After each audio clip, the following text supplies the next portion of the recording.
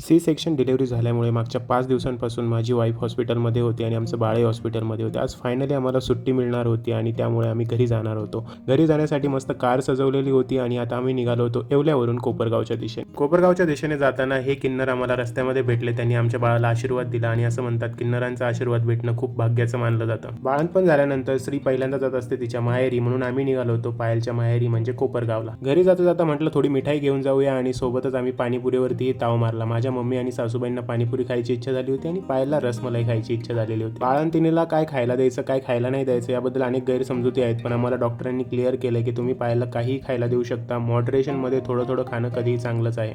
कोपरगावचे अत्याधुनिक आणि विकसित रस्ते बघत बघत आम्ही निघालो पायलच्या माहेरच्या दिशेने. सासरवाडीत पोहोचलो आणि आमचं बाळ पहिल्यांदाच त्याच्या मामाच्या घरी चाललेलं होतं, म्हणून इथं सगळी सजावट झालेली होती. मस्त घर सजवलेलं होतं. सर्व पाहुणे मंडळी आलेले होते बाळाचं वेलकम करण्यासाठी. माझं आणि माझ्या बाळाचं मामाचं गाव आणि घर एकच आहे, कारण मी माझ्या मामाच्या मुलीसोबत लग्न केलेलं आहे आणि त्यामुळेच माझी आजी आणि माझ्या बाळाची पणजी आमचं स्वागत करण्यासाठी आणि नजर काढण्यासाठी तिथं उभीच होती. आज बाळाची 5वी होती आणि आजच्याच दिवशी गणपती भगवान विराजमान होणार होते. तर कसं झालं बाळाचं स्वागत, कशी झाली बाळाची पाची, हे सगळं तुम्ही पुढच्या ब्लॉगमध्ये बघू शकता. तोपर्यंत भेटूया पुढच्या मिनी ब्लॉगमध्ये. Like share subscribe. Bye bye.